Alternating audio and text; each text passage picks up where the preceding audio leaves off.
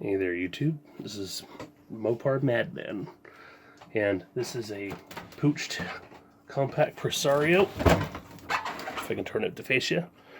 This one's model S5200NX.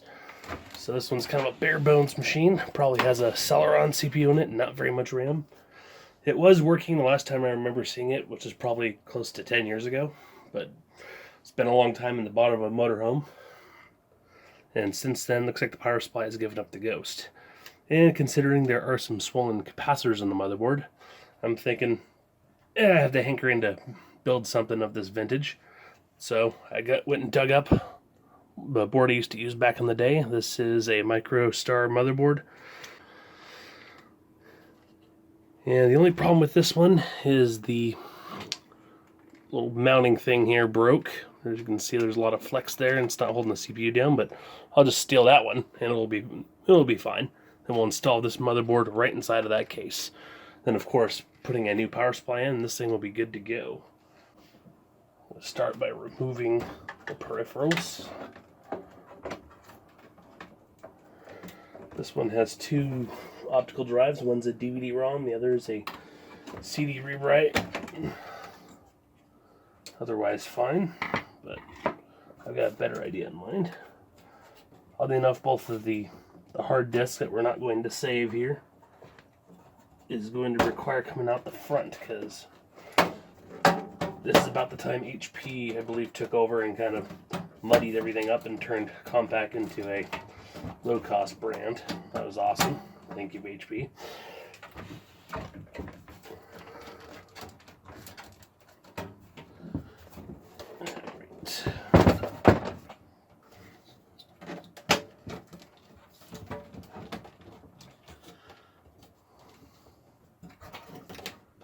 There we go. There we go. Front panel's free. And common HP thing of the time, I can get this cable out, was to put these little rounded screws on. That one comes out. This is a 120 gigabyte drive. Piece of junk. And of course it has a floppy drive. We're going to probably end up retaining that stuff. And we also got a modem way over here. Also not going to be retaining that as well. Kind of pointless today.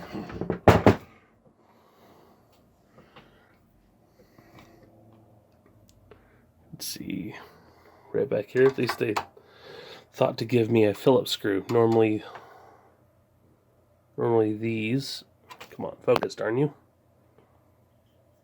See how that's Phillips. Normally this is some type of combination flat blade and Torx arrangement.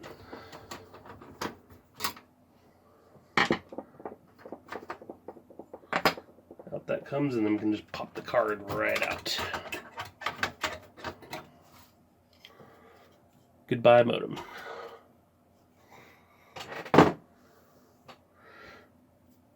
Now, next is the power supply. See how these use those god-awful screws. Combination of Torx and flat blade. I hate these a lot. So I'm going to go get a flat blade screwdriver while I come back. Alright, there we go. Turn this so we can see it a little better. Let's go ahead and take these god-awful screws out. Thankfully, I've got boxes full of screws that we can use to replace these, because the threads are just regular case screws I could use for mounting any cards or mounting any hard drives or anything like that.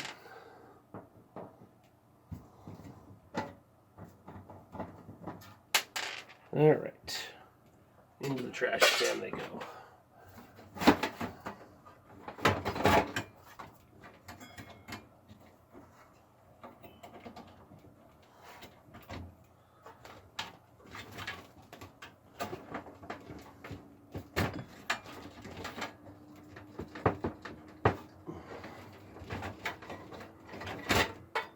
Alright, power supply into the garbage.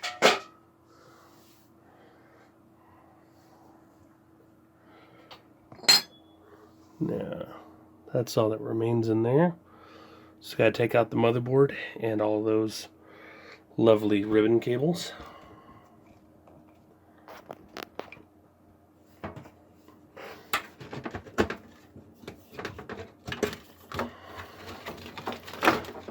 Because of orientation, we're just going to leave this one and just kind of tuck it under.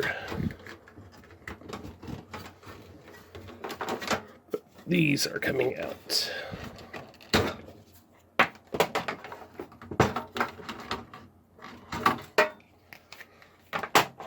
And then here, probably going to end up having to make an adapter for this, or very carefully cutting it.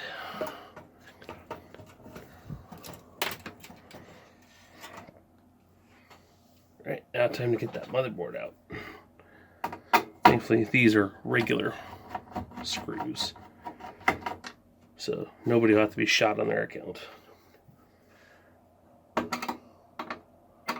2,000 years later. Oh shoot. Oh well, we'll find out when we pull the whole thing out.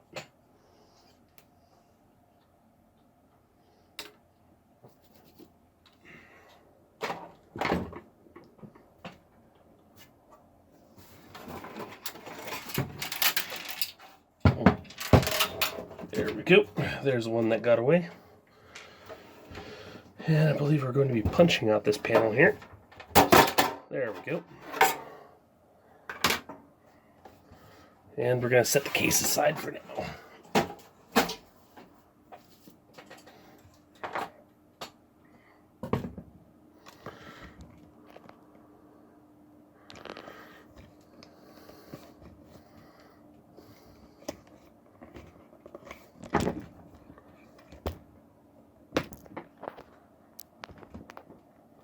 Okay. These come off with simple tension. And it just slides right off.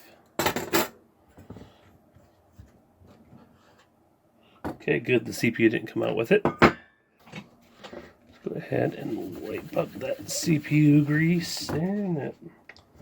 So this... Go away, bugger. Called it. This is an Intel Celeron. Interesting speed though. This is at 2.7 gigahertz. I don't recall seeing any of those that high before. But we're gonna let it stay with the motherboard. But we'll take the RAM.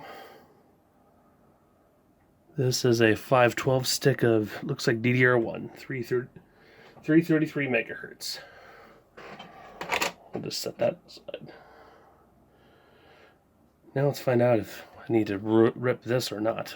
Let's go grab the new motherboard. Okay. Let's go ahead and get what remains of this other one out. Nice little piece of plastic just came off.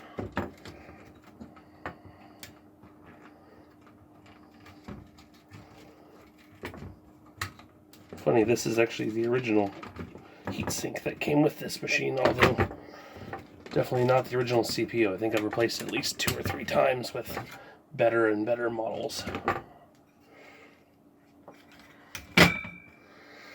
Alright, let's wipe up the grease.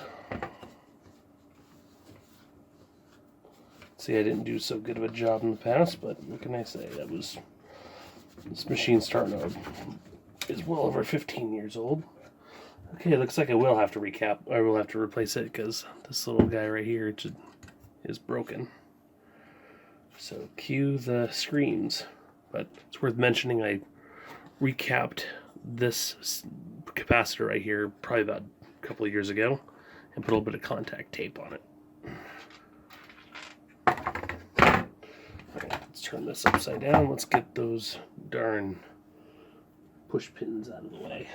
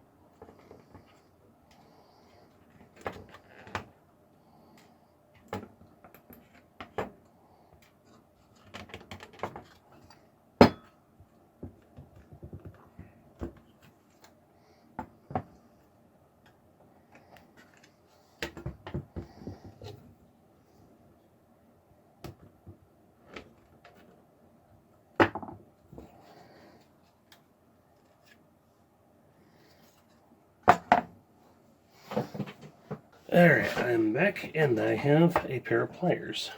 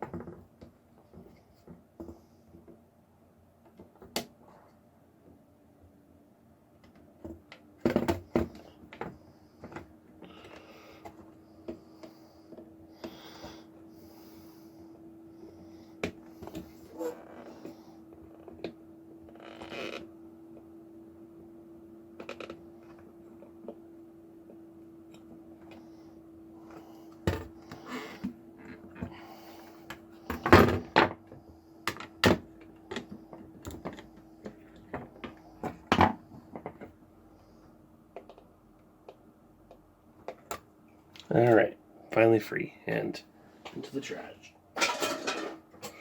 Okay, let's go back to our donor here. Looks like this one's held in by this plate. I kind of like that. And screws.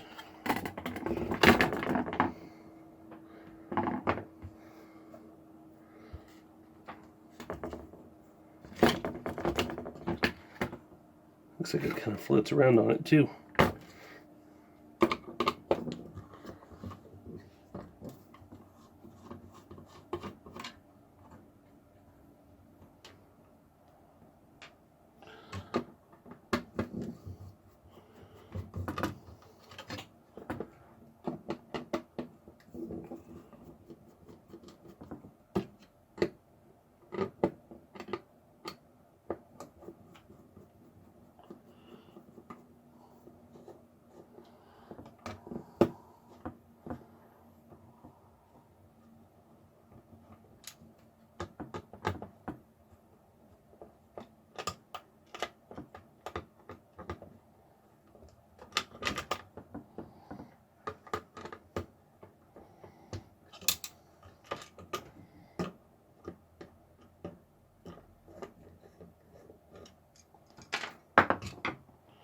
Okay.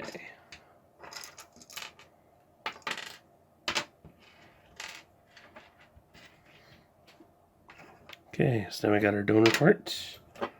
And that just lifted right out. Cool. So that one goes aside.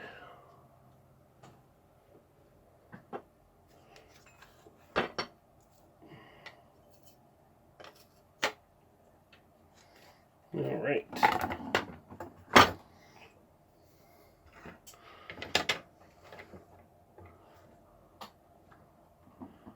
Let's do that one more time. So here's the bracket that goes on the bottom of the motherboard to hold that stupid thing in. Then let's go ahead and put this on top there.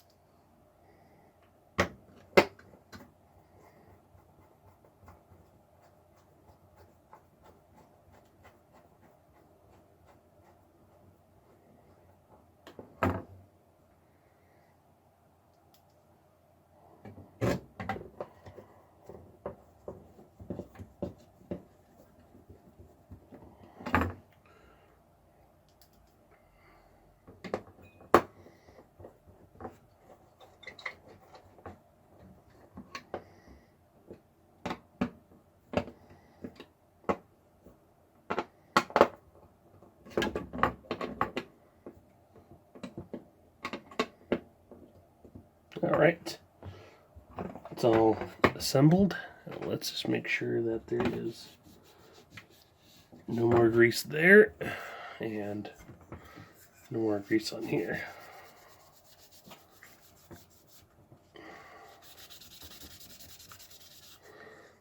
Relatively clean. I'm going to call that good enough based on what it is.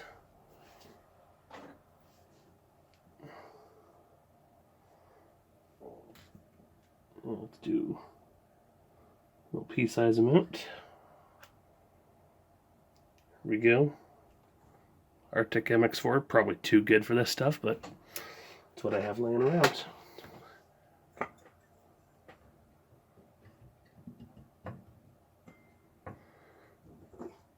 Alright. Now just equip the hooks.